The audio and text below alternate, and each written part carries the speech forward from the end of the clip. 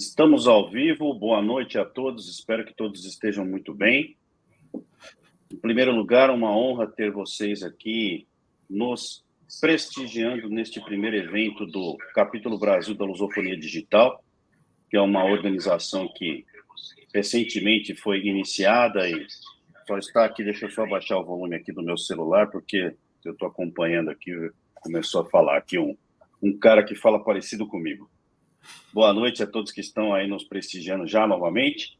Prazer e uma honra ter aqui convidados tão ilustres, e de fato são ilustres, vocês devem ter visto aí o currículo deles, são pessoas com muita experiência, muito qualificadas, pessoas que têm a preocupação de trazer algum tipo de valor para a sociedade através de trabalhos com altruísmo, com trabalhos que canalizam o conhecimento, canalizam a prática diária para que a sociedade se desenvolva, que é um dos principais, se não o principal propósito da lusofonia digital. Trabalharmos em acelerar o desenvolvimento da sociedade, o desenvolvimento da economia, o desenvolvimento da educação. Esse é o nosso propósito.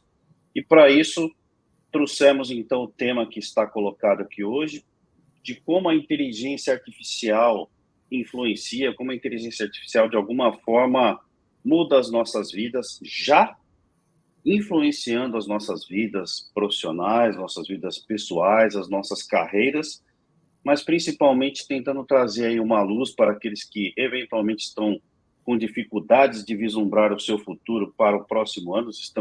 Estamos muito próximos do próximo.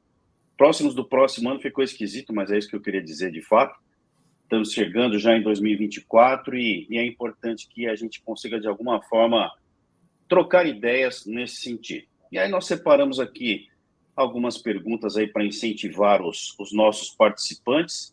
Eu vou pedir para que eles, quando forem falar, que cada um se apresente rapidamente, para que, de fato, coloque aquilo que o próprio participante, palestrante, entende que é o mais importante do seu currículo. E já vou lançar, então, a primeira pergunta, e aí vou chamar cada um deles para que possamos conversar aqui. E deixar, sem dúvida nenhuma, o canal aberto aí para que vocês registrem no nosso bate-papo. Eu estou acompanhando aqui. Registrem aqui já as suas perguntas, as suas dúvidas, que na primeira oportunidade eu coloco aqui para os nossos palestrantes. Vamos lá, então. A primeira pergunta que nós colocamos aqui no nosso roteiro. Como vocês enxergam o impacto da inteligência artificial no nosso cotidiano? Como as profissões já estão sendo impactadas? Eu vou passar a palavra aqui na ordem que estão aparecendo aqui para mim nossos convidados. Vou chamar primeiro o Paulo Sardinha. Por favor, Paulo, muito obrigado de novo pela participação. Boa noite a todos que nos acompanham.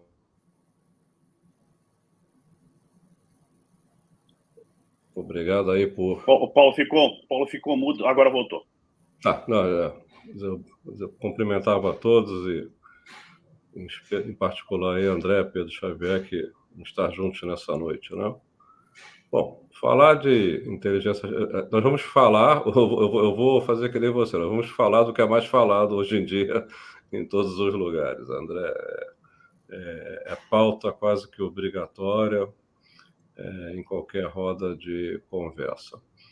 Sobre inteligência artificial, a gente pode começar dizendo o seguinte: já faz parte, talvez até há mais tempo do que algumas pessoas julgam. A inteligência artificial já está presente entre nós, ainda que de uma forma mais elementar, e muito tem evoluído. Acho que o ChatGPT aí é que lançou luz de uma maneira um pouco mais acentuada, mas a inteligência artificial, como nós conhecemos, já está presente já há algum tempo. Eu disse lá, atendendo a um carinhoso convite que o Xavier fez lá para falar no Rio Innovation Week, né? Eu sou otimista e cauteloso, né? Em relação a... Por que cauteloso? Porque nós temos algumas preocupações no sentido de que alguns precursores da inteligência hoje apresentam algumas críticas, mas eu diria que a cautela maior está em relação ao direcionamento às aplicações que vêm sendo destinadas para a inteligência, porque ela por si só é um avanço enorme da do nosso mundo presente, da nossa tecnologia. Sobre o trabalho, a gente vai falar um pouquinho mais adiante, mas de uma forma inicial, eu voltaria ao passado para dizer o seguinte: houve uma discussão muito grande sobre o robô ocupando o lugar do homem, tirando o emprego. Eu me lembro que em 1980 se falava das fábricas do futuro que elas iam ser sem luz, porque não teria humanos trabalhando, seriam apenas robôs. Então seria desnecessário. Uma fábrica do futuro não teria luz, porque não precisaria, né? Então, e a gente percebeu que essas previsões foram um pouco por água abaixo, né?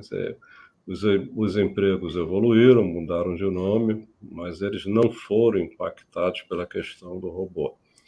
E, fundamentalmente, o que nós temos aí pela inteligência artificial é um futuro que eu não acredito que venha tirar emprego. Pelo contrário, ela vem gerar novos empregos como hoje até desconhecemos, né?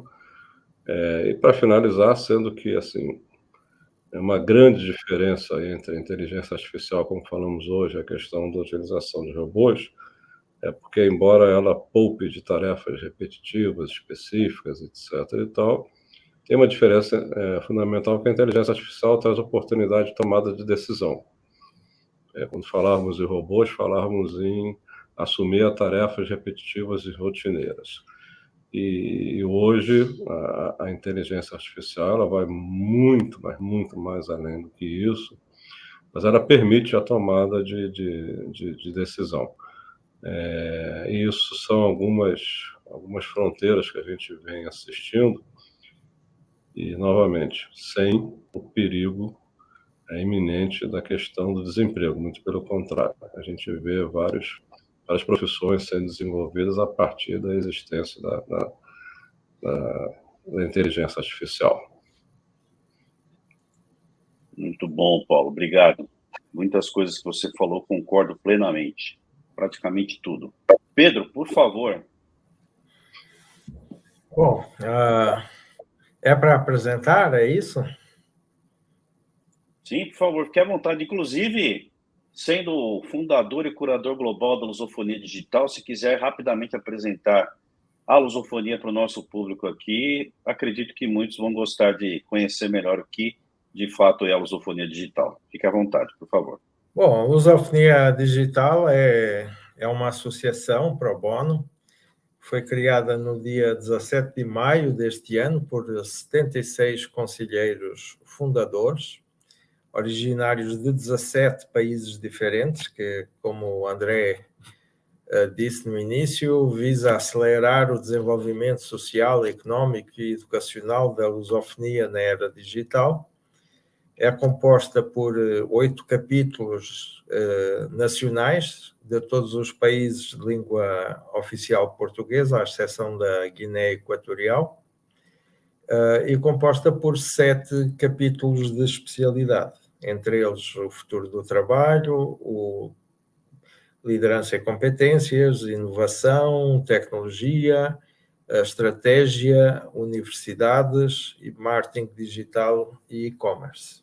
E acredito que disse todos. E basicamente aquilo que nós fazemos é promover debates, discussões sobre estes temas, webinars de divulgação e também alguns estudos. Neste momento temos a correr um estudo sobre as competências da era digital, temos outro sobre a mulher, a participação das mulheres nas empresas de tecnologia dos países lusófonos, temos outro sobre a estratégia da própria lusofonia digital e participamos, temos parcerias no desenvolvimento de vários cursos, temos parceria com 3 MBAs da Universidade Mackenzie, um mestrado da Universidade Europeia e outro mestrado do ISCTEM, que é da Universidade de Moçambique, de Maputo. Assim, resumidamente, é a atividade da lusofonia digital neste momento e estamos naturalmente abertos a todas as pessoas que queiram participar nestes debates, na realização destes eventos. Somos também sponsors, parceiros dos mais variados eventos, desde os principais congressos de gestão de pessoas, de tecnologia, de estratégia, etc., realizados no mundo lusófono.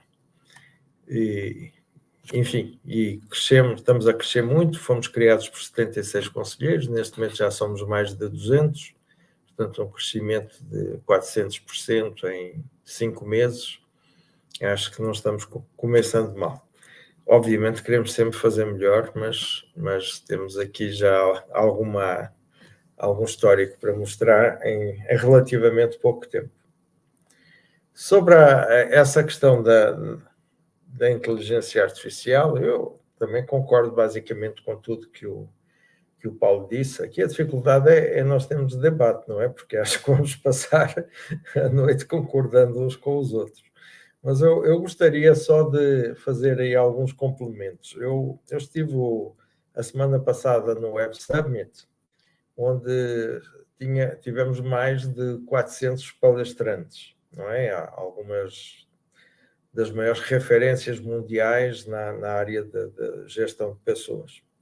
Eu acho que nenhum não falou de inteligência artificial, ou seja, a inteligência artificial é omnipresente nos dias de hoje. E omnipresente para o bem e para o mal, não é? Omnipresente em todas as vertentes da economia, da sociedade, da própria educação, etc. E como o Paulo também disse, não é um tema novo, não é? A inteligência artificial já existe há cerca de 70 anos, não é?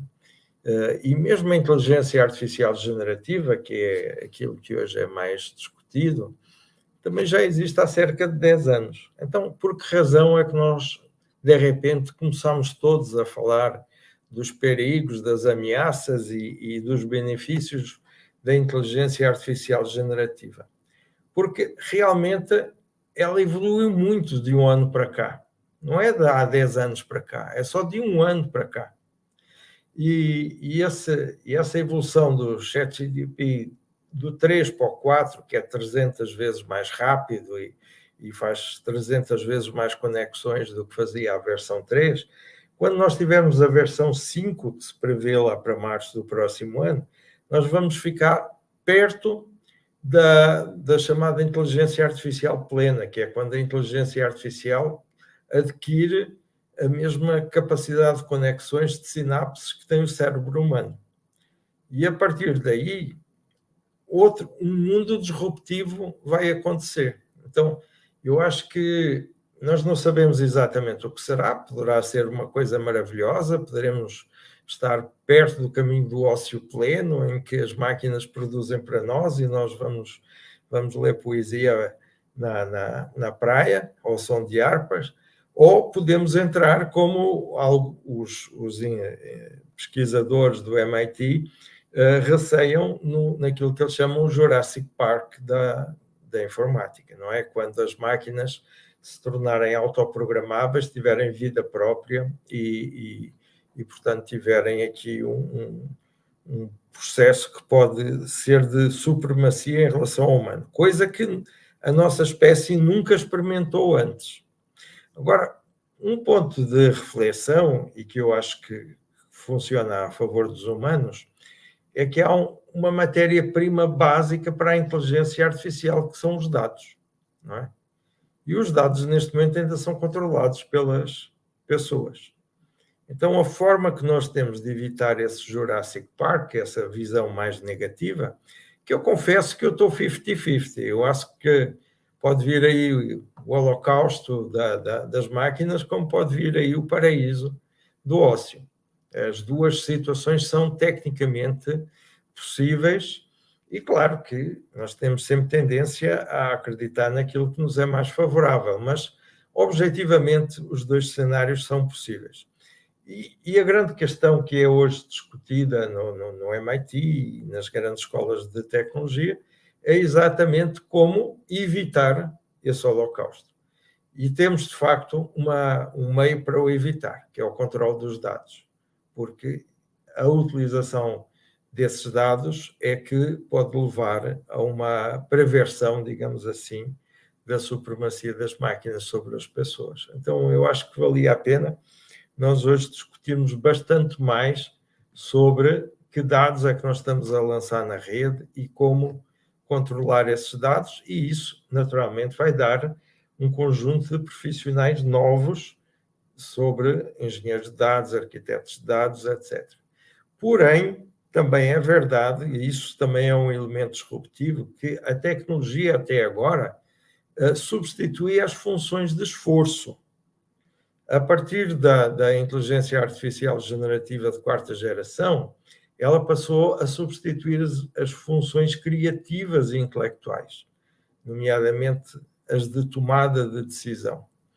E isso também é um mundo novo.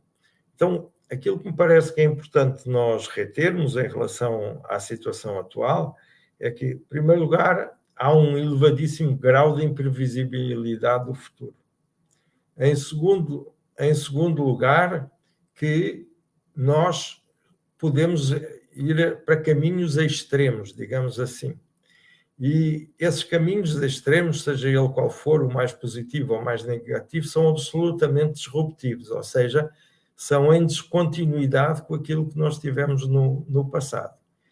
E terceiro, ainda há uma réstia de esperança, de controle, digamos assim, desta supremacia informática, porque nós só estamos a falar da era digital, porque se nós introduzirmos a era quântica, da supremacia quântica, que está aí a menos de 10 anos, tudo isto vira assim uma relação exponencial de 1 bilhão vezes mais rápido e com mais potencialidades que nós temos. Portanto, é aí que só uma imaginação fértil é que consegue imaginar o futuro, porque o grau de imprevisibilidade é a única certeza que temos neste momento.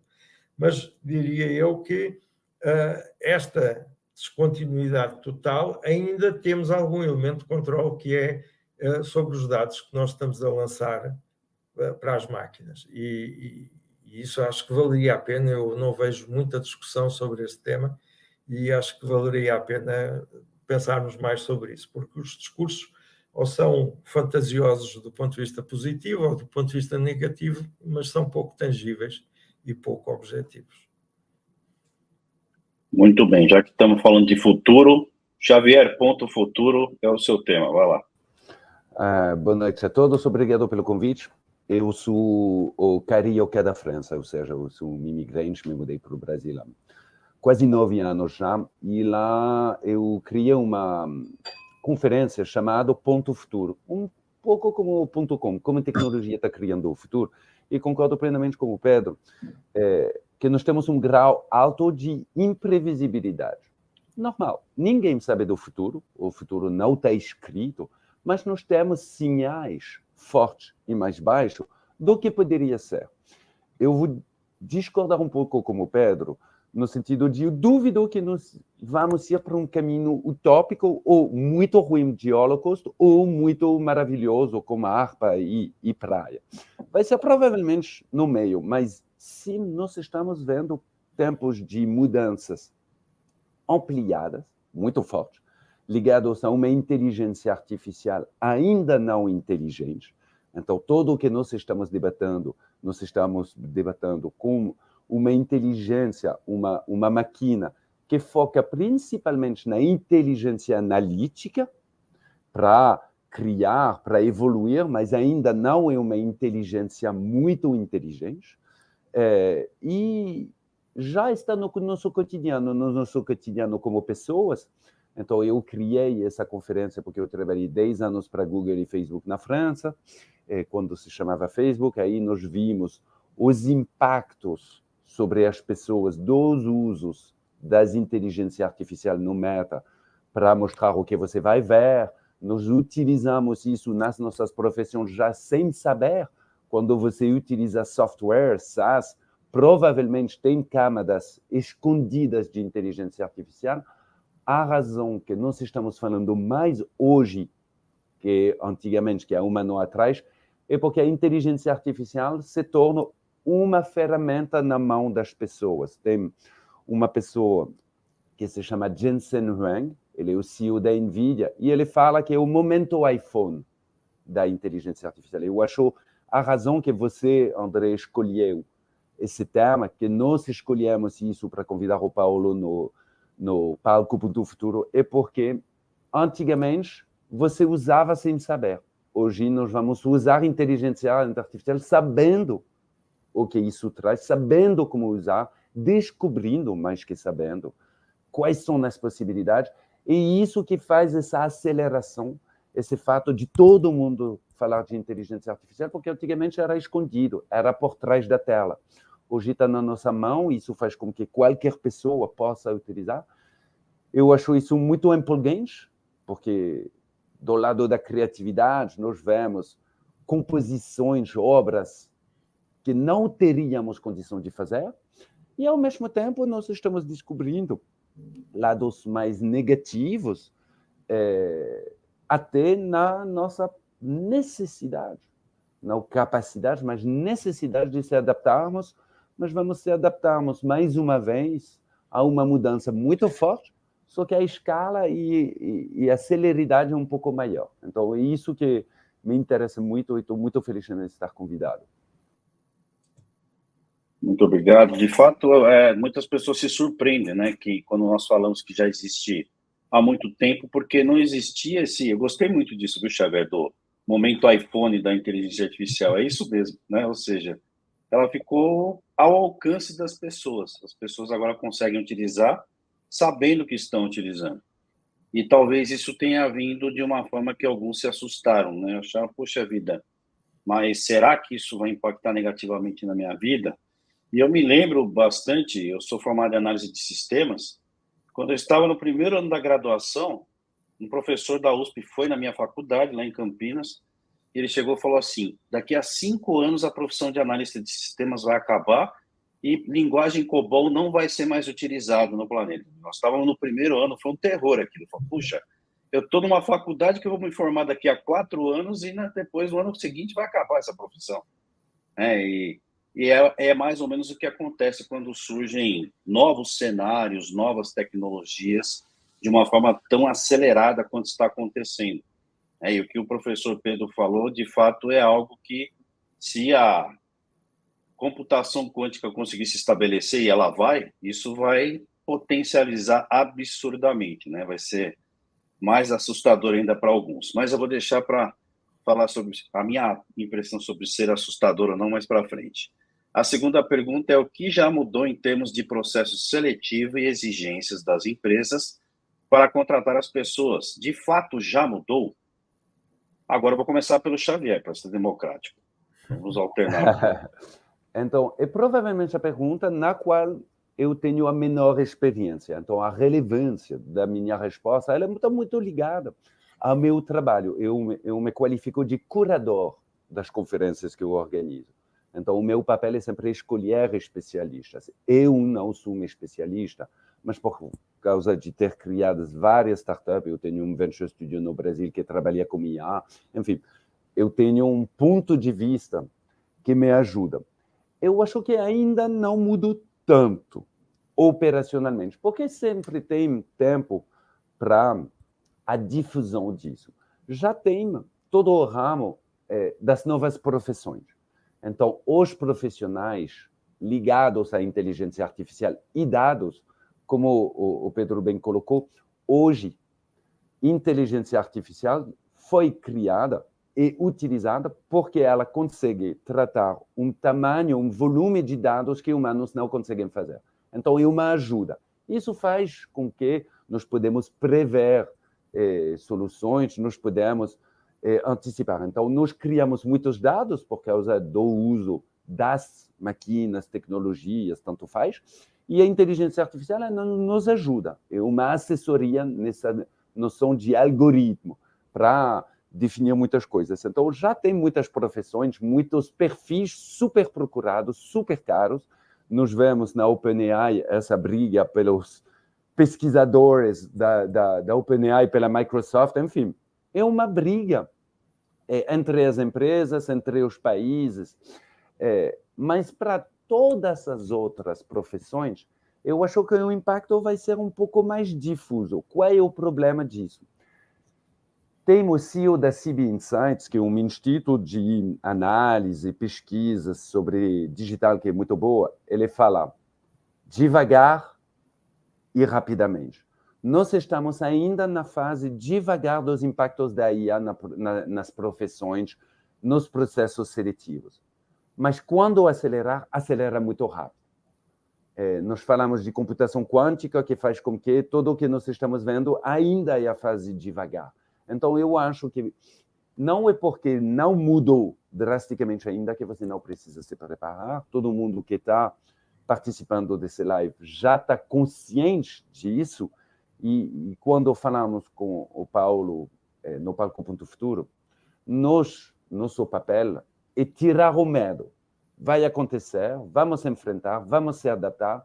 É uma das grandes forças da raça humana, de realmente conseguir se adaptar sozinho e juntos. Então, é só mais uma evolução. Vai ter muitas coisas, tem muito para fazer, para tratar, para definir, para pensar, mas isso é um processo normal que vai acontecer. Ele vai acontecer um pouco mais rápido, então vamos quebrar algumas regras, vai ter algumas profissões um pouco quebradas.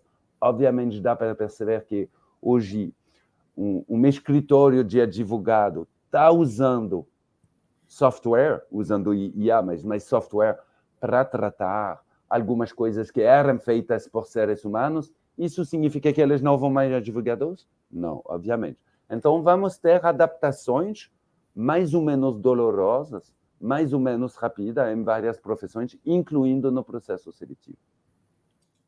Muito bom. Paulo, por favor.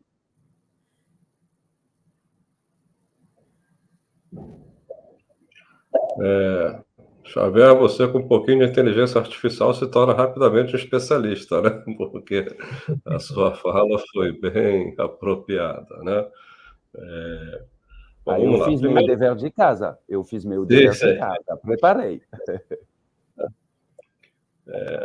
Primeiro, eu não me lembro agora exatamente qual foi a universidade americana, mas houve uma pesquisa não muito distante em que ela demonstrou que, na verdade, quando a gente fala em profissionais, 8 de 10 profissionais que fazem uso da inteligência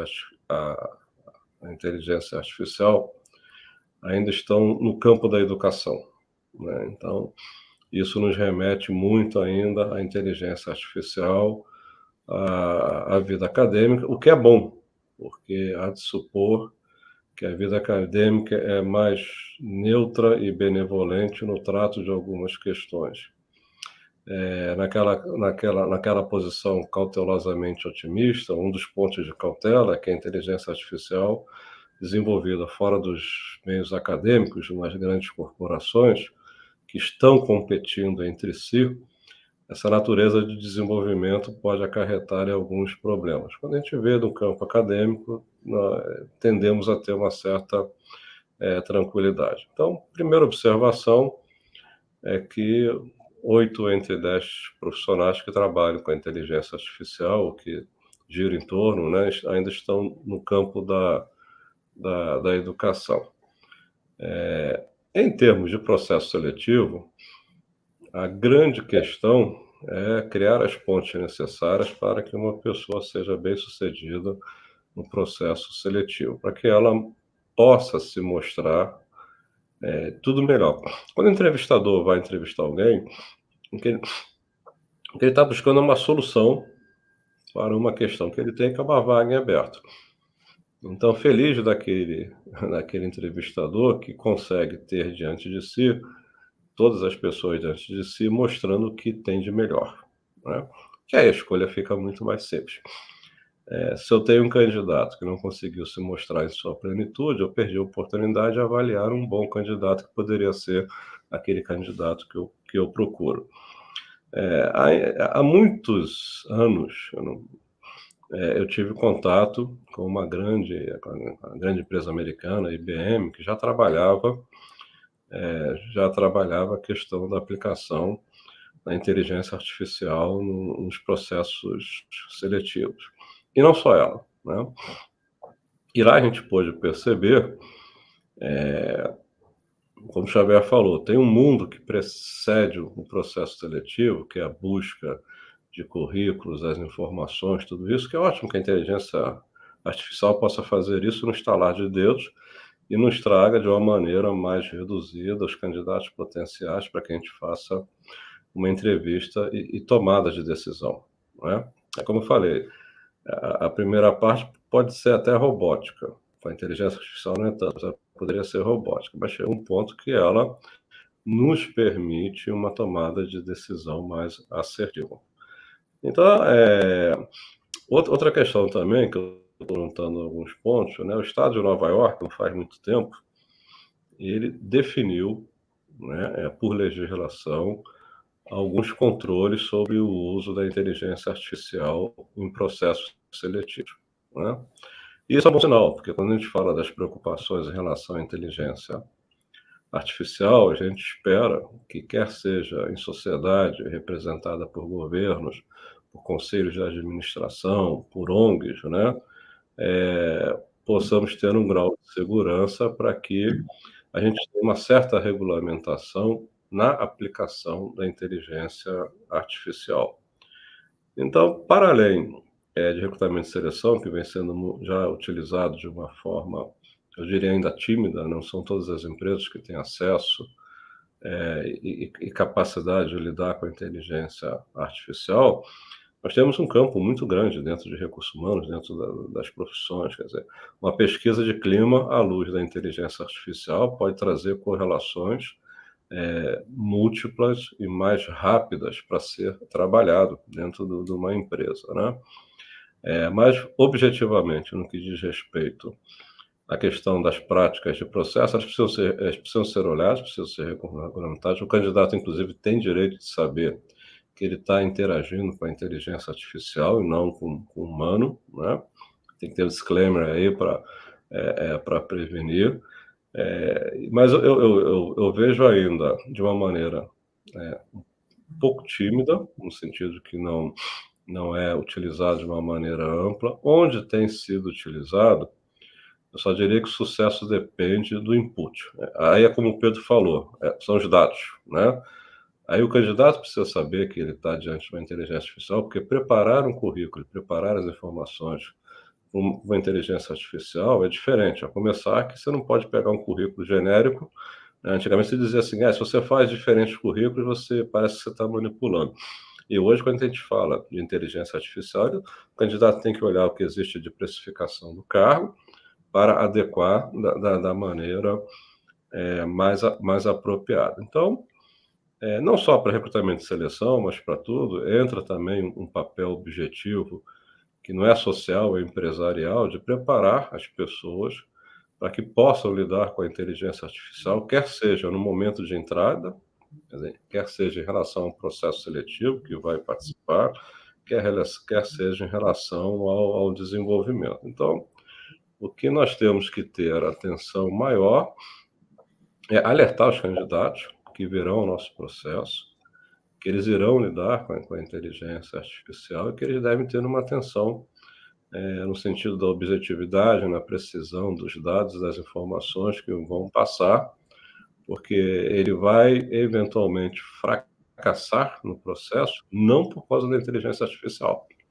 mas por conta, e talvez nem por ele, mas sim por conta no trato dos dados, das informações que ele coloca à disposição da inteligência artificial para ser avaliado. Porque com o entrevistador face a face, ele pode perguntar se entendeu, ele pode refrasear, mas com a inteligência artificial, ele tem que ser preciso no primeiro. E também não é nada demais, é uma questão de cautela, de dedicação para fazer isso. Então, enfim, de uma maneira geral, vem sendo utilizado, tomara que amplie. Isso, do ponto de vista do candidato, facilita, porque agiliza o processo. Então, no menor tempo, ele vai ter respostas, né, para a sua participação. Novamente, eu vejo uma série de benefícios e o que falta é a parte humana aí se preparar para lidar, como ele tem que se preparar, por exemplo, na aquisição de conhecimentos para o novo job que ele vai realizar. Muito bom. Pedro, por favor. Bom, só complementando aquilo que o Xavier e o Paulo falaram, que obviamente estou de acordo, eu acho que vale a pena também a seguinte reflexão. Muitas vezes, quando nós hoje falamos do futuro do trabalho, do futuro do recrutamento, etc., nós estamos a falar em função da tecnologia atual e não da tecnologia do futuro. Então, se queremos falar das funções do futuro, se queremos falar das competências do futuro, temos que falar da tecnologia do futuro. Portanto, senão temos aqui um gap entre a nossa aposta em função de uma realidade que em breve vai ser muito diferente. Hoje, eu creio que o principal desafio do recrutamento, obviamente tem todas essas vantagens operacionais que os dois acabaram de referir, mas o principal desafio é como recrutar pessoas para cargos futuros, cargos que não existem neste momento, cargos que não existe experiência, não existe background sobre eles, não é? Que é trabalhar sobre aspectos preditivos. E isso era uma discussão teórica que nos levava mais longe. Eu, inclusive, tenho alguma dificuldade em falar de competências dos cargos futuros, porque o conceito de competência, tal como foi criado lá pelo David MacLean nos anos 70 do século passado, eram os atributos, as qualidades que diferenciavam as pessoas de um desempenho regular para as pessoas de um desempenho superior. Ou seja, era baseado na experiência, era baseado naquilo que as pessoas tinham praticado. E nós hoje estamos a falar de funções novas que não existem, que as pessoas nunca praticaram. Então eu prefiro adotar o termo mentalidades, porque é mais um direcional do que propriamente uma meta a atingir, mas isso é uma questão semântica que nos levava aqui a uma outra discussão. Do ponto de vista da seleção para funções futuras, nós como é que vamos fazer? E aí a inteligência artificial obviamente ajuda. Vamos não identificar as pessoas que têm experiência nos cargos futuros, porque como o nome diz, não existem, são futuros, mas vamos identificar as pessoas que mostram interesse e têm alguma formação base para esses cargos futuros. Vamos agora aqui fantasiar um pouco. Eu queria recrutar um diretor de treinamento para o metaverso com holografia misturada. Não existe. Então, como é que eu ia recrutar essa pessoa? Eu posso usar motores de busca para ver quem tem blogs, quem está a participar em congressos, etc., que tenha a ver com holografia, que tenha a ver com metaverso e que tenha algumas habilidades técnicas base. Essa pessoa está pronta para esse cargo? Não. Mas provavelmente será aquela que mais rapidamente poderá estar pronta devido ao interesse que ela tem e devido à formação base que lhe permite depois desenvolver outros conhecimentos que não existem neste momento. E isso é realmente a maior dificuldade que eu vejo no recrutamento de hoje para as funções do futuro. É como é que nós vamos prever quais são os requisitos básicos para alguma coisa que ainda não existe. Obviamente que há premissas. Nesse aspecto, eu acho que a formação de cientista ajuda um pouco, não é? Porque o cientista parte sempre de uma hipótese, não é? O cientista não parte de uma folha em branco, parte sempre de uma hipótese. E nós temos que, quando desenhamos os cargos futuros, temos que partir de uma hipótese das mentalidades que ele tem, uma hipótese do tipo de tecnologia que ele vai usar, uma hipótese do tipo de economia que ele vai usar. Agora, também enfim, vocês me desculpem eu estar sempre a puxar aqui a minha costela portuguesa, sabem que os portugueses cantam o fado, que é um lamento, que é uma canção triste, não é? E os brasileiros é o samba, etc. E os franceses são mais parecidos com os portugueses. Mas deixem-me ver o lado mais preocupante da história. Nós estamos numa fase superlativa da era digital e ainda existe muito pouca maturidade digital na gestão. Não é só na gestão de pessoas, é na gestão em geral.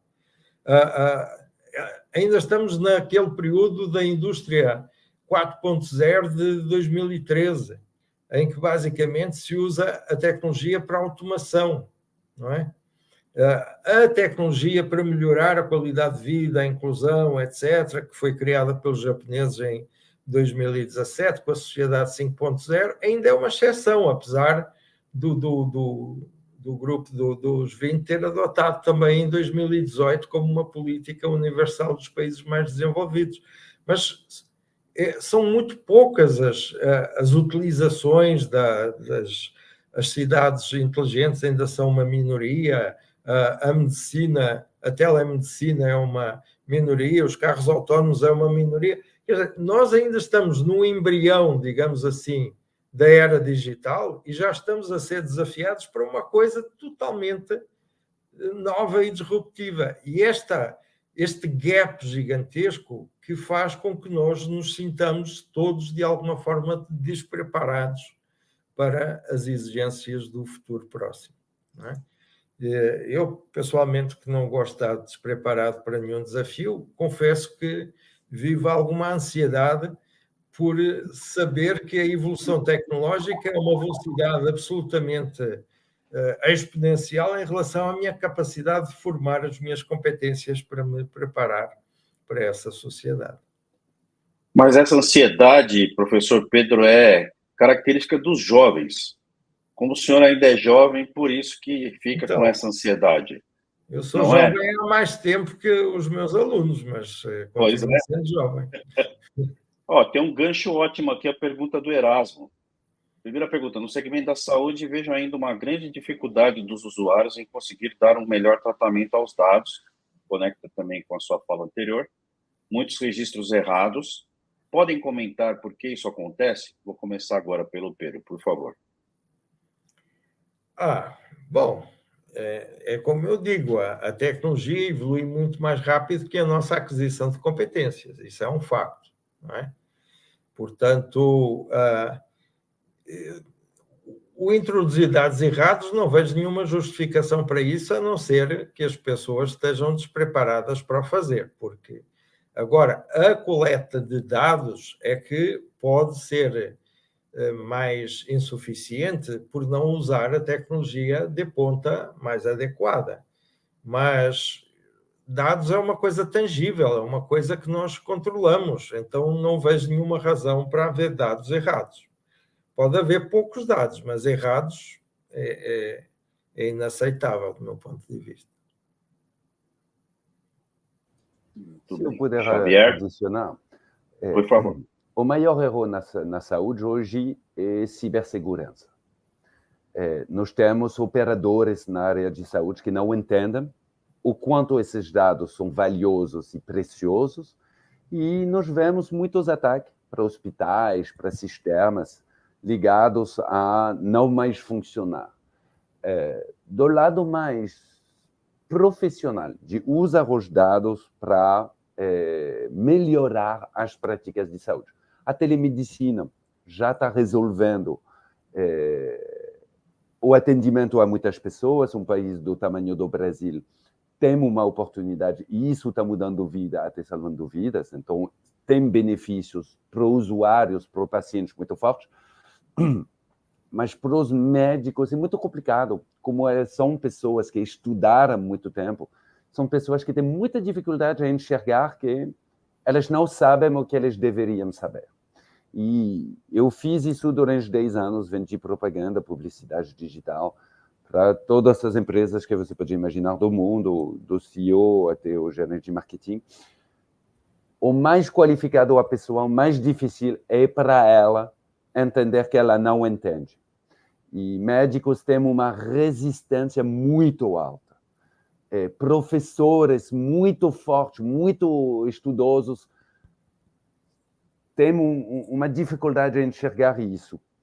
Depois de um certo nível, você encontra CEOs que falam, não, eu não sei de nada, quero te ouvir. Mas pessoas que se fortalecem no conhecimento delas, elas se encaixam numa realidade. Então, na saúde, nós estamos vendo, na verdade, nós estamos vendo uma aceleração entre para que minha ficha caiu, preciso me atualizar, proteger meus dados, investir pesadamente na formação, e as pessoas que falam, não, isso não é para mim. E isso vai acontecer do mesmo jeito em muitas profissões, mas na saúde especificamente. Por fim, tem uma questão que é muito relevante na saúde, é que dados e previsibilidade. Com uma quantidade de dados suficiente, nós vamos ter que repensar o nosso sistema de seguros, de empresas de seguros-saúde, porque intelectualmente teria como não mais, por exemplo, não vamos saber que essa pessoa ela vai ter um problema de saúde, não é mais economicamente interessante, e aí nós vamos ter um problema entre serviço público de saúde e serviço privado, porque uma empresa que tem suficientemente dados, ela pode prever quando você tem essa possibilidade de ter esses riscos e de não mais te cobrir, e aí você tem que pagar, e aí você quebra o contrato social geral da sociedade. Sendo francês, nós acreditamos muito nas funções regalientes de proteger seu povo, cuidar do seu povo, educar ele. E aí isso na saúde, é por isso que as questões vão além de vai ser eficiente, não vai ser eficiente. Um robô que faz uma cirurgia, ela é melhor como ser humano. Isso são questões um pouco triviais, mas na saúde as questões vão um pouco além do triviais quando você pensa na própria vida da pessoa. Muito bom. Paulo, por favor.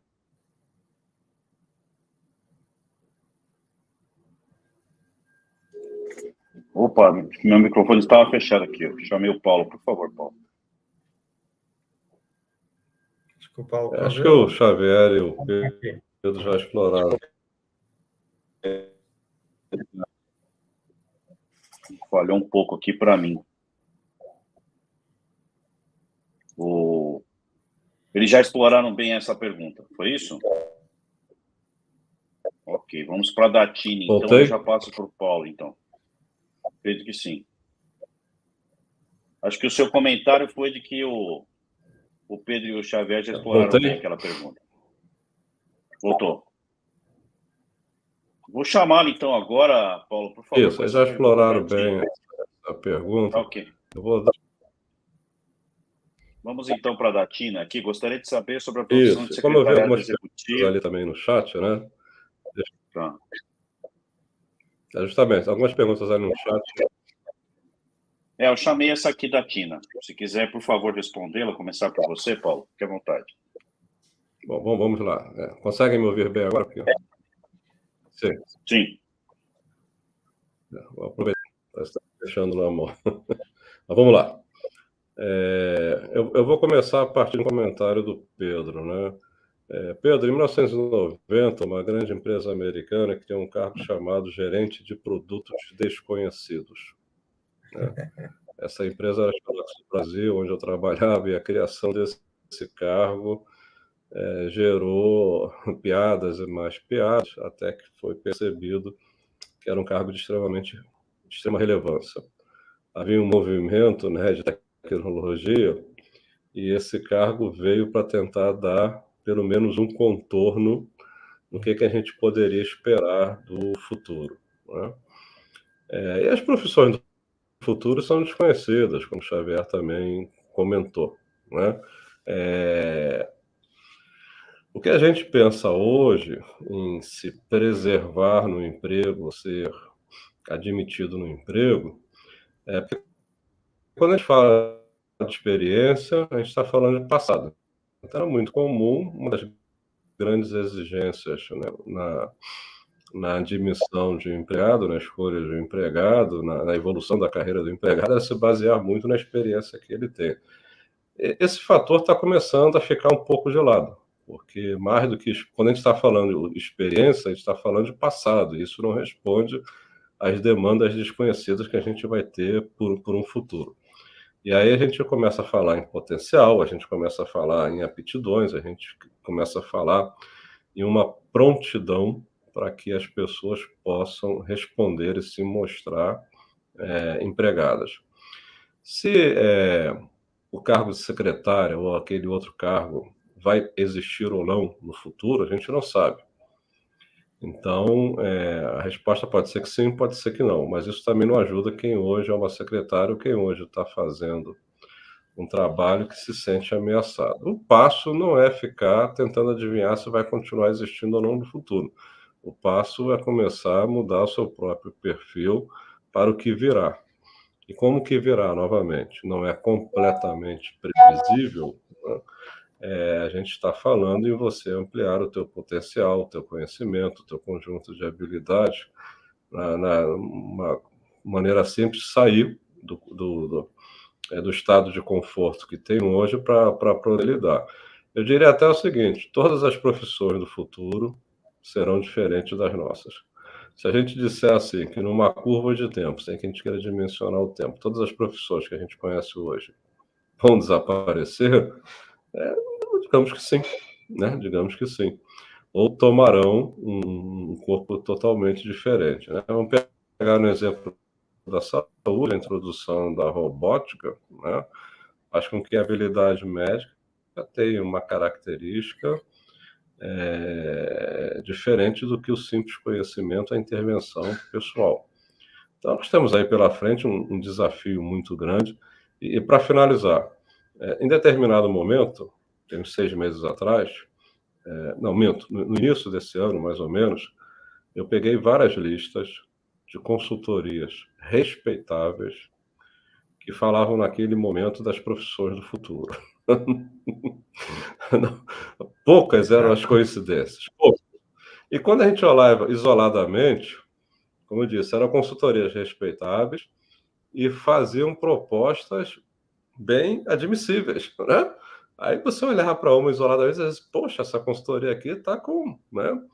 Tá afiado aí o olhar para o futuro. Aí você olhava uma outra que também era respeitável e tinha um elenco de profissões. Então, o futuro é só na bola de cristal, o problema é achar a bola de cristal correta para poder fazer. Então, objetivamente, a grande questão hoje, e eu insisto que as empresas, as organizações têm um papel de relevância de cooperar na manutenção da empregabilidade, né, dos empregados, sejam atuais, sejam nos filhos dos empregados, porque as organizações vão depender de pessoas bem preparadas para ingressarem, né? Mas a gente tem que afastar um pouco o temor de se a minha profissão vai existir ou não no futuro. Eu diria que admitir previamente que ela poderá não existir uma curva de tempo e já se preparar para desenvolver outros potenciais que a pessoa tem, né? Esquecer a história da experiência e olhar para os seus potenciais que precisam ser despertados para que você mantenha não só a empregabilidade, como a capacidade também de empreender, né? No Brasil, a gente fala muito na questão da empregabilidade, supondo que a renda vem apenas do trabalho formal, mas a gente tem que lembrar também da capacidade empreendedora, que às vezes é muito mais positiva do que a questão pura de um emprego. Assim, eu sugiro assim, relaxe com o medo, troque o medo pela iniciativa de se preparar. Ainda que, novamente, não se sabe o que vem pela frente, né? Mas seguramente, se você amplia o seu conhecimento, se você trabalha nos seus potenciais, se você aumenta e dá margem para as suas aptidões, é isso que vai ser lá na frente fator de empregabilidade, não mais o tempo de experiência num cargo que pode persistir ou não no tempo. Eu vou aproveitar, então, para esquentar um pouquinho aqui o nosso debate. Pedro, que enxerga o copo meio cheio e meio vazio, concorda com as colocações do Paulo? Não? Só para a gente ver se aquece um pouco aqui a discussão. Como eu disse, é difícil você conseguir gerar polêmica aqui, porque estamos basicamente bem alinhados. Aquilo que eu posso dizer em relação a essa situação da secretária, e provavelmente não vou ter aqui uma simpatizante, é que eu não tenho secretária há mais de 15 anos, portanto deixei de sentir necessidade de ter uma secretária, porque como eu já trabalhei em 27 países, já ensinei nos 5 continentes, etc., eu brinco e digo só como as abelhas, quando não estou a voar é porque estou fazendo cera, porque não estou fazendo nada, então eu faço os meus relatórios à noite no hotel, agora, por exemplo, estou nesta palestra num hotel, é no avião, etc., e as minhas secretárias nunca viajaram comigo para esses lugares. Então, cheguei a uma hora que eu não senti, de facto, a necessidade de ter uma secretária, pelo contrário, eu fazer a coisa manuscrita, na época era por fax, não é? Para mandar para ela datilografar, é absurdo nos dias de hoje, não é? Então, talvez as funções que são facilmente substituíveis por tecnologias estejam mais ameaçadas do que as outras, não é? E secretária é uma função que, obviamente, tem secretárias executivas que têm um certo poder de decisão até, mas, na maioria dos casos, secretária é uma função de apoio administrativo que hoje os executivos já não têm disponibilidade para ter essa demanda, essa procura das secretárias. E essa função talvez não seja difícil de imaginar que está em extinção, independente se é inteligência artificial ou não. Eu diria, a partir do momento que nós temos laptops e celulares, a função de secretária já ficou comprometida. Agora, estou de acordo com o Paulo quando ele diz que isto não é para entrarmos em pânico nem cortar os pulsos que vai resolver a nossa vida nem a vida da sociedade, não é? A única coisa que nós podemos ter a certeza é que quanto mais qualificados formos, mais aptos estamos para o desconhecido, para aquilo que nós não sabemos que vem por aí. Então, qual é o tipo de formação que nós precisamos ter? Em primeiro lugar, algumas mentalidades que são relativamente novas, sermos mais colaborativos, sermos mais nexialistas, portanto, tirarmos nexos das coisas, sermos mais agile, enfim, são atitudes que nos vão favorecer, seja qual for os cargos, empregos que venham aí pela frente. E depois ter este espírito de aprendizagem constante, de atualização constante. Outro dia estava numa reunião de reitores das Universidades 6.0, que são as universidades do Brasil mais ligadas à tecnologia, como Unicamp, USP, etc., e a grande discussão que nós estávamos a ter é se fazia sentido continuar a haver graduações de tecnologia.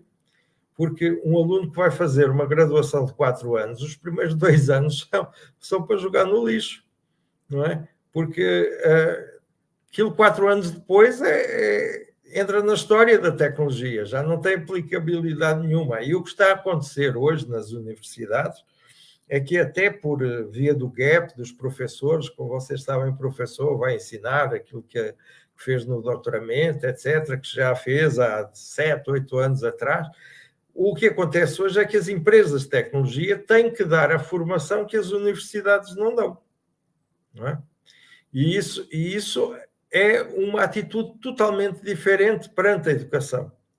Então, o que faz talvez mais sentido hoje, até do ponto de vista do currículo das universidades, é terem cursos tecnólogos de curta duração e que a pessoa faz vários cursos ao longo da vida. Eu diria que vai passar a vida a fazer cursos, não é? E isto vai ser aquilo que eu chamo, o tema era da carreira, não é?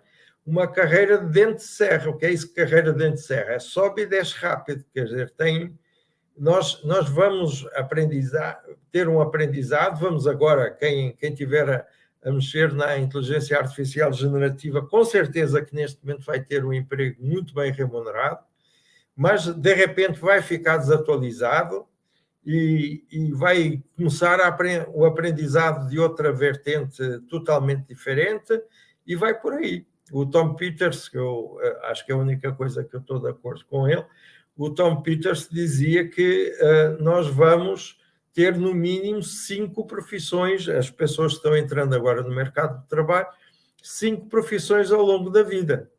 E ele dizia isso há cerca de 2, 3 anos. Agora, basta ver a nossa experiência recente. Quantos executivos de empresas estão dirigindo o Uber? Quantos executivos de empresa criaram uma pousada? Então, vejam que esta disrupção também do ponto de vista de carreiras pessoais é talvez o que é dominante. Hoje, que nós somos consultores de RH, ou de tecnologia, ou seja, daquilo que for, amanhã podemos ser cozinheiros num restaurante. E começar do zero, porque para começar a ser cozinheiro tem de partir de adquirir competências básicas que não tinha antes.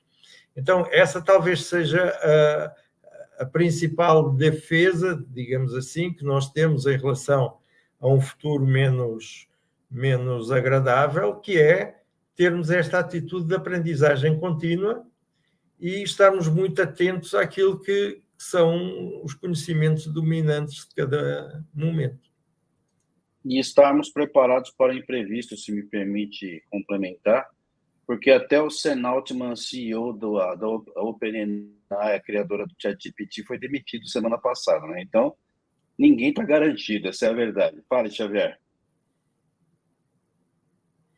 Não, eu acho que Paulo e Pedro deram uma boa resposta. Gosto muito dessa noção de mentalidade, de ser aberto, pronto para aprender, desaprender, enfim, toda essa lógica.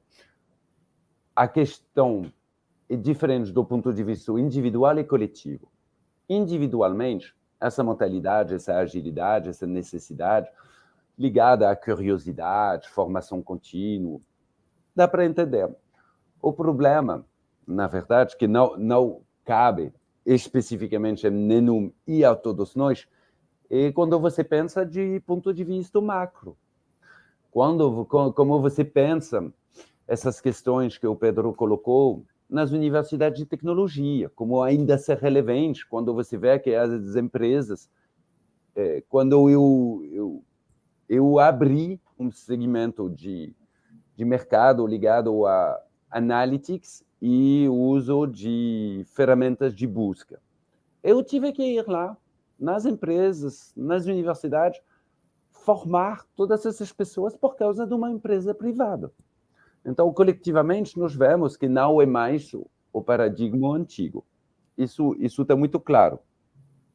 Agora, como fazer isso vai ser muito complicado na distribuição do valor agregado.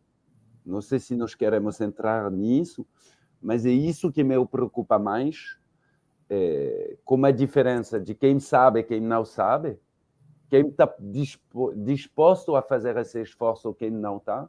Se você olhar para a economia brasileira, a grande maioria das empresas são empresas familiares. Você sabe que para se tornar relevante digitalmente, você precisa de algumas grandes empresas absurdamente ricas e poderosas. Você vê que você tem alguns modelos entre americanos, chineses e europeus, que são os 3 grandes hoje. Mas isso são discussões macros. Eu não sei se nós queremos entrar naquele caminho. Agora, individualmente, eu acho que o Paulo e o Pedro bem colocaram. Ninguém tem bola de cristal, mas dá para ver que nós vamos ter assistentes virtuais. Até que grau não sabemos.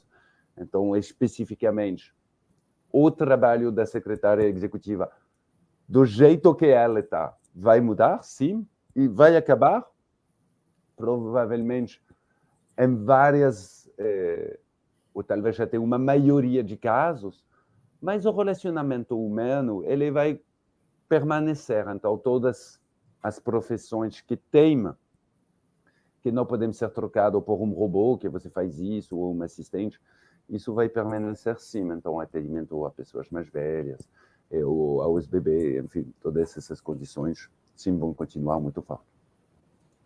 Eu acho que o Paulo caiu.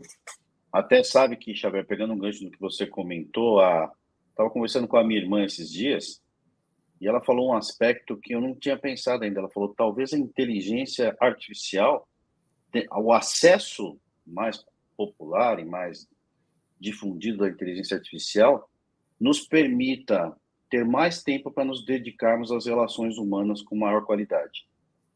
Por quê? Porque aquele trabalho mais rotineiro, mais, entre aspas, braçal, em muitas profissões, e talvez em todas elas, ela vai acabar fazendo por nós. E a gente vai conseguir se dedicar mais a ter mais qualidade nas relações com as pessoas. É uma visão bastante interessante. Gostei, mas eu acredito que nós estamos juntos hoje à noite para fazer isso, para tornar-o talvez uma realidade. A tecnologia em si, ela não vai acontecer, ela está disposta, são ferramentas. E a nossa sensibilização, a nossa orientação, a nossa politização no sentido de o que nós queremos fazer com esses ganhos de tempo e de produtividade, podemos querer todos nós ser mais ricos, isso vai dar muito errado, por causa de escassez de recursos e de projeto societal não tão bom, ou é um pouco a briga do Sam Altman, você vê, não, vamos mais cautelosamente, vamos entender mais os impactos, ou já vamos lucrar, monetizar. São duas visões da sociedade, do uso da tecnologia. Infelizmente, até agora, o dinheiro tem um poder de atração muito forte. Mas o político, ele pode fazer regulamentações. Então, talvez, usando a inteligência artificial propositivamente, não sei se é uma palavra portuguesa, desculpa, mas com propósito de fazer com que nós poderíamos ter mais tempo para relações humanas lindas, seria maravilhoso. A minha realidade hoje é que eu tenho robô me ligando e me desgastando o tempo todo, e que quando você quer fazer um atendimento comercial de relacionamento do cliente como uma empresa, se torna um pesadelo, porque você tem que ir no 1, no 4, no X, no Y, enfim. Vamos ver e vamos aprendendo, porque seria lindo que todos nós trabalhamos para isso acontecer. Aquilo que eu, já agora, se me permitem, aquilo que eu acho que é importante dizer para as pessoas que nos estão a ouvir neste momento é que tudo que nós estamos a dizer é uma profissão de fé. Ninguém tem a certeza do que está falando. Sim. Então, cada um acredita naquilo que se sente mais confortável em acreditar. E nós não estamos a falar de uma dimensão do humano que eu acho que também vai ser uma coisa disruptiva, que é da pessoa ciborgue, que é da pessoa que é um misto de pessoa e de máquina. Que nós podemos dizer que é coisa horrível, mas o que é isso do pacemaker, não é? É uma peça ciborgue que nos ajuda a sobreviver. Quem tem problema cardíaco, quem tem uma amputação do membro, também tem uma prótese que nos ajuda no dia a dia. O Elon Musk tem desde 2016 a Neuralink, que é uma empresa que produz peças ciborgues. Desde 2018 que existe transplante de memória feito em lesmas, portanto, de uma forma absolutamente rudimentar e experimental, mas que é um embrião da futura transplante de memória. Então, nós também, esta divisão máquina-pessoa que nós estamos aqui a falar, talvez não seja o futuro, não é? Talvez o futuro seja uma fusão da máquina com a pessoa. E não tem de ser necessariamente negativo. Isso, por exemplo, pode fazer com que algumas doenças genéticas sejam controladas desde praticamente o nascimento, através dessas peças ciborgues. Pode ser que nós sejamos muito mais rápidos naquilo que fazemos e da forma como pensamos e como temos fusão com a utilização dos dados das máquinas, etc. Então, o que eu acho que é fascinante no mundo de hoje é como é que eu ia dizer, este mundo absolutamente alucinante que nós estamos a entrar, que deve ter coisas muito boas, deve ter coisas muito más. Também estou de acordo com o Xavier que isto não há de ser ou uma coisa ou outra, há de ter alguns aspectos de coisas muito boas e há de ter outros aspectos de pessoas muito más, mas que nós não podemos ignorar que aquilo que nós estamos a dizer são pura profissão de fé da nossa parte, não tem convicção nenhuma. É esta história, por exemplo, da tecnologia nos dar mais tempo para relações humanas. Ainda hoje eu estava a falar com um cliente que eu mandei um e-mail e eu perguntei, você leu o meu e-mail? E ele disse, não, manda-me um WhatsApp que eu não tenho paciência para ler e-mail, não é? Então, a tecnologia não está a facilitar a comunicação, está a inibir a comunicação neste caso. E nos dá a ilusão de comunicação. As pessoas passam todo o dia no WhatsApp a falar com a família, com os amigos, etc. Mas você não sabe se as pessoas estão felizes, estão tristes, se as pessoas estão preocupadas, estão precisando de uma ajuda, de um abraço, não sabe nada disso. Só sabe simplesmente, eu estou a correr, vou para esta reunião, chego a casa às 9 horas, mas isso não é comunicação, é informação, não é? Agora, repito, podemos dizer o que quisermos, que apenas estamos a projetar as nossas crenças, não estamos a projetar nenhum cenário para o futuro. Ok, então aí nessa linha eu vou pegar aqui uma pergunta da Odete como gancho. Como se diferenciar no âmbito do candidato ou da candidata, considerando um mercado competitivo exponencial em número de profissionais à procura ou procurados pelas organizações para uma mesma posição? E aí pegar um gancho aqui com uma outra que a gente tinha pensado aqui, o que já está sendo utilizado efetivamente em processos seletivos em termos de inteligência artificial e como se preparar para isso? Aí eu vou chamar agora o Paulo de novo primeiro, que ele já caiu, voltou, ele está perseverante, acho que ele merece falar primeiro. Por favor, Paulo. Acho que, de uma certa maneira, nós já passeamos aqui por respostas que atendem a essas duas perguntas, né? A questão da inteligência artificial no processo traz como exigência uma maior precisão e assertividade e um tailor-made, né, do currículo, das informações, muitas vezes que não é nem currículo, é o formulário que a empresa tem. Então, a primeira e fundamental questão que eu falo é que, diante da inteligência artificial, você tem que se preparar bem para poder fazer com que ela venha escolher você. Então, o sucesso está mais relacionado aos inputs que você vier a dar para que tenha daí um resultado positivo, né? De resto, nós temos no mercado as mesmas exigências, né?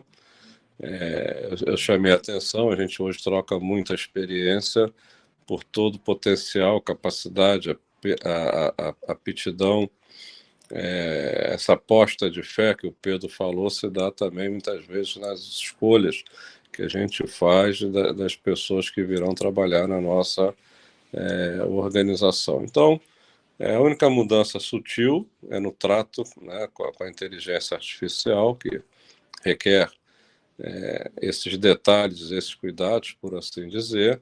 De resto, a empregabilidade, que seja atual, na carreira ou na mudança de emprego, permanece a capacidade de atualização, numa amplitude, né, numa decisão que tem que levar em conta uma avaliação muito precisa. Isso é uma questão de se aprofundar, se tornando especialista no campo de atuação, ou tendo uma amplitude de generalista. Essa questão que foi falada das cinco empregos, 5 profissões que teremos, né? Isso realmente é um fato de você se preparar para ver. Isso aplica muito, não só em tecnologia, mas também na área de logística, na área de saúde. Em algumas profissões isso é predominante. Então, a empregabilidade, infelizmente, não tem uma receita pronta que possa ser seguida, né? Falamos muito na capacidade de relacionamento, porque muitas vezes o emprego depende de nós sabermos que tem uma vaga disponível em algum local onde nós podemos nos apresentar, né? E aí a gente não está falando em nenhuma habilidade ou nenhum conhecimento específico. A gente está falando, por exemplo, de network ou na capacidade de varrer. Envolve também, isso é muito falado, do nosso posicionamento, do cuidado das informações que nós tratamos, nossos posicionamentos públicos, né? Então, tudo isso é um conjunto de coisas que aparentemente pode ser mais complexo, mas não. Hoje nós temos eu sempre digo assim, nós temos uma oportunidade de migrar muito mais facilmente para uma outra posição, muitas vezes num emprego diferente do que nós idealizamos, do que se tinha no passado. Então, é ficar fazendo uma sintonia fina no radar de uma maneira permanente. Pode-se dizer até que cansa, mas é necessário, né? E aí não temos como fugir a uma realidade que está diante de nós. Muito bom. Pedro, quer Vai. falar, Xavier? Por favor. Não, eu complementaria que eu gosto muito do que o Pedro falou sobre mentalidade, e uma ilustração disso é curiosidade. Se você tiver curiosidade, aí você vai pegando aos poucos, aí você tem essa adaptabilidade, você tem... Então, demonstrar curiosidade profissional no que está acontecendo, quais são as ferramentas mais recentes e tudo, para mim, é uma ilustração, é uma das mentalidades, ser curioso, que é muito necessária. Então, como você entende, você vai pegando as informações e você vai se adaptando com a realidade do mercado e também com a realidade da sua empresa. Não, só para pôr a cereja em cima do bolo, outro dia um jornalista perguntou-me o que é que eu gostaria de ver escrito na minha lápide tumular. Quando eu morresse, o que é que queria... E eu nunca tinha pensado nisso, aliás, continuo a não pensar muito que sou mortal, porque senão a minha vida passa a ser diferente.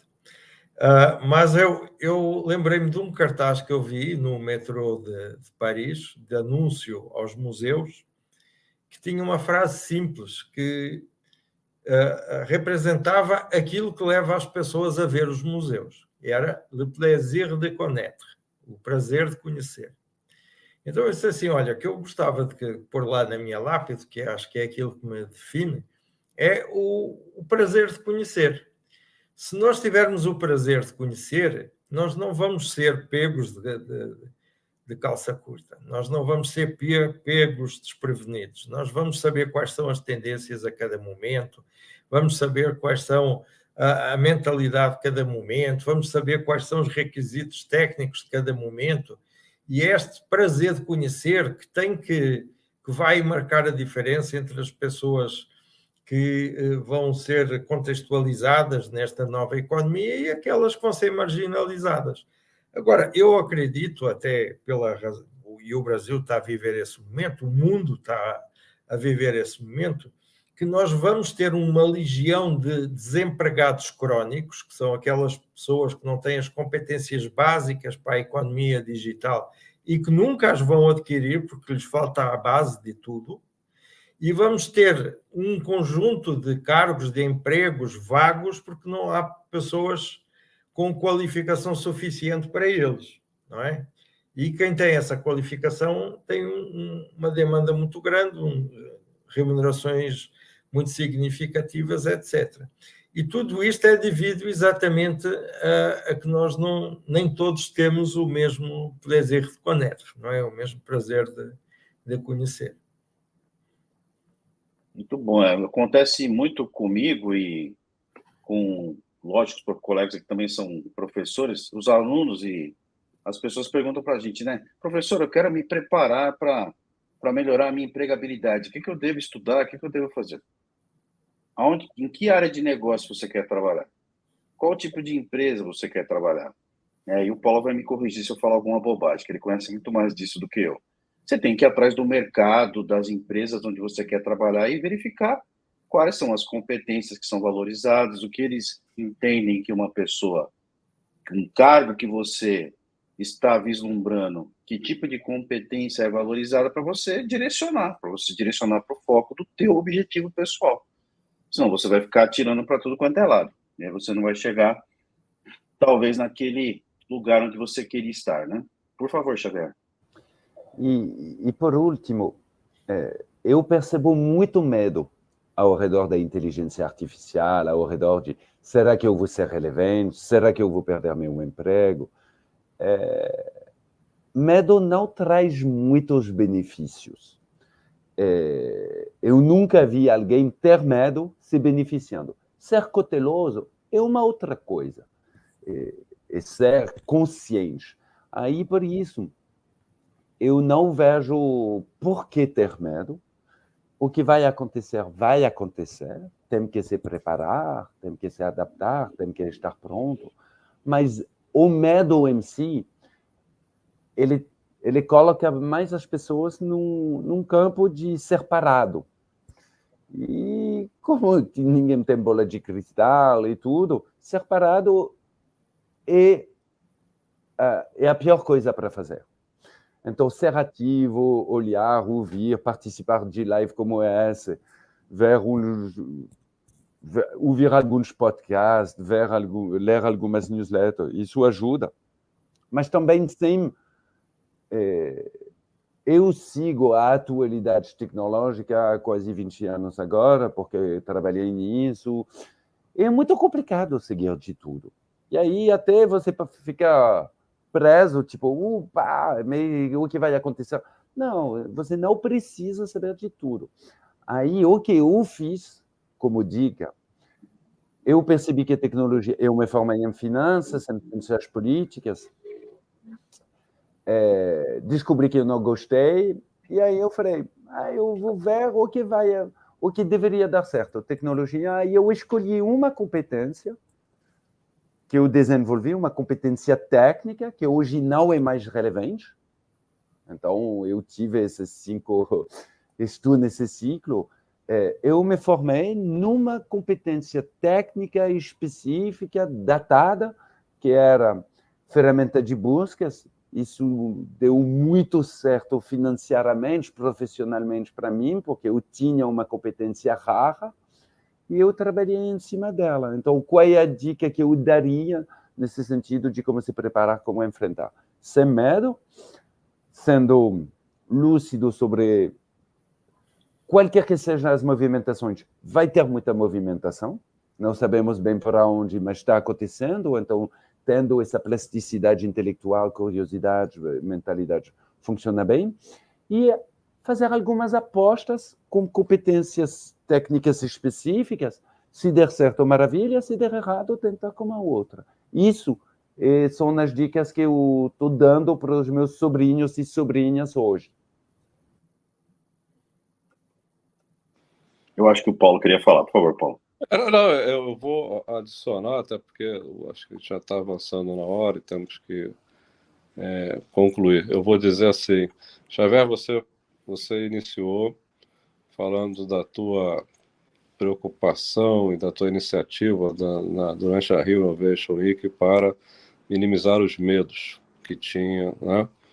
E agora você voltou a tocar nesse assunto, eu acho realmente relevante. Temos que afastar os medos. O medo, no que diz respeito ao trato da inteligência artificial e seus impactos, não nos ajuda a nada. O medo pode nos ajudar em outras coisas na vida, mas de fato não nos ajuda a nada. E o Pedro que falou da questão do futuro, né? O futuro realmente é imprevisível. E dado a amplitude, a dimensão que o mundo está tomando, ele se torna cada vez mais imprevisível. Mas eu diria que o futuro é imprevisível, mas nós, de certa maneira, podemos idealizar os nossos futuros, né? Como algo que nos compete fazer. E uma vez idealizado o nosso futuro, eu costumo dizer também para as minhas filhas, eu sou do lado familiar, eu digo assim, olha, eu digo para minhas filhas, planejem o futuro de vocês e, ao planejar, se preparem. Porque não adianta só planejar, você tem que se preparar, né? Então, idealize o seu próprio futuro, é uma aposta boa que nós podemos fazer. Vamos nos planejar para o futuro que nós idealizamos e vamos nos preparar para ele. Acho que a gente adquire algumas vantagens competitivas ao agir dessa maneira, né? Então, acho que não sei o que vem, se tem mais pergunta ou não, mas já faço disso assim. Eu acho que eu acho que não temos mais tempo, né, Paulo? Me permite só numa conclusão rápida? Por favor, por favor. Aquilo que eu acho que é o grande desafio é que nós continuamos, nós, a sociedade, não é? Continuamos à procura de dar novas respostas às mesmas perguntas. E o que faz sentido nos dias de hoje é criar novas perguntas, porque a realidade é diferente.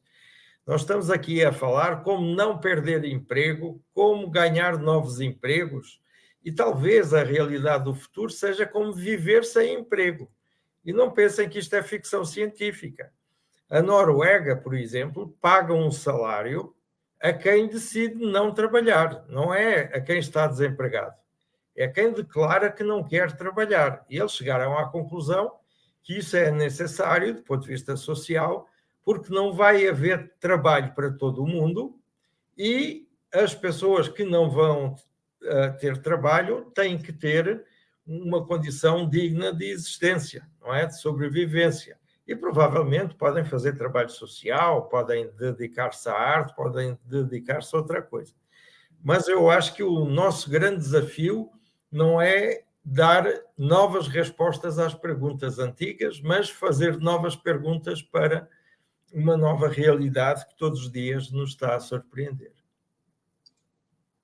Inclusive, isso tem tudo a ver com a inteligência artificial generativa. Se você não souber perguntar, ela não vai responder aquilo que você queria ouvir, né? Neste caso, é a inteligência natural generativa. Exato. Xavier, alguma conclusão? Estou muito alinhado com a necessidade de não ter progressofobia.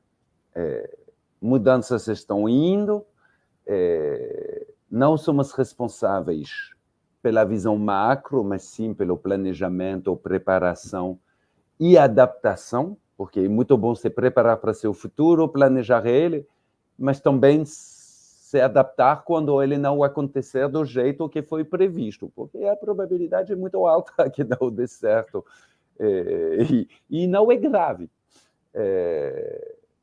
Do ponto de vista macro, o exemplo da Noruega é muito interessante e relevante. Nós estamos vendo que nós temos muitas tensões que vão além da tecnologia, no fator religioso, na competição pela dominação mundial dos países.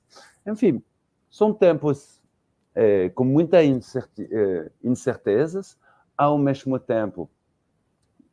É um tempo na qual o indivíduo ele tem possibilidades muito maior que antigamente.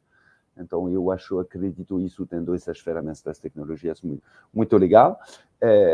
Mas, de qualquer jeito, é a vida. A vida sempre foi assim. É se adaptar, vai acontecer. Tem que ser cauteloso.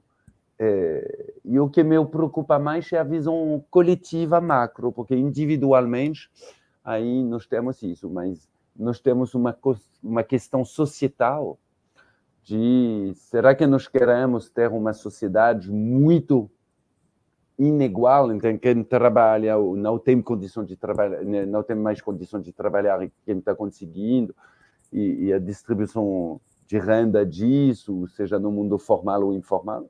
Essas são perguntas. Mas, ao mesmo tempo, nós temos essas ferramentas para fazer isso acontecer numa escala, numa rapidez nunca visto antes, nunca vivemos tão velhos, enfim. Tem muitas boas notícias. Excelente. Alguém quer falar algo mais dos convidados, dos palestrantes? Eu só queria agradecer pelo convite. Foi realmente um super prazer, adorei encontrar você, Pedro. Sempre bom ter você, Paulo, e obrigado pela condução, André. Também foi um prazer para mim. Agradeço muito. Uma boa noite de feriado nos estados que são feriados. Exato. Boa noite. pegando o gancho, pessoal que está aqui conosco, para quem era feriado e para quem não era também, muito obrigado pela participação. Lógico que a gente não tinha a pretensão de esgotar o assunto aqui, ele é muito vasto. Quem sabe conseguimos fazer um novo evento para a gente continuar explorando isso. E é incrível que pessoas incríveis conseguem nos surpreender. Eu tinha ideia de que estar aqui nesse papel de moderador com 3 feras aqui, quase uma jaula aqui hoje nessa live, né? Ia ser algo em que eu também iria aprender, como eu sei que eles também devem ter aprendido alguma coisa com os demais palestrantes. E obrigado por aceitarem o convite e abrilhantarem o primeiro evento histórico do capítulo Brasil da Lusofonia Digital. Está registrado nos alfarrábios da história da Lusofonia Digital que vocês engrandeceram e enriqueceram nosso primeiro evento. Muito obrigado, saúde e sucesso para todos aí que participaram. Um grande abraço. Deixa eu fazer uma proposta do Claro. próximo webinar daqui a um mês. Como o mundo mudou durante um mês, provavelmente vamos ter pois é. muita coisa nova, diferente para discutir daqui a um mês, porque realmente o interessante de hoje é a magnitude da magnitude e a rapidez da mudança. É uma ótima sugestão, que talvez alguém assista essa gravação da live daqui uma semana e fale, imaginem, o que eles estão falando ali não faz o menor sentido, né? Já é coisa do passado. Obrigado, senhores. Um grande abraço.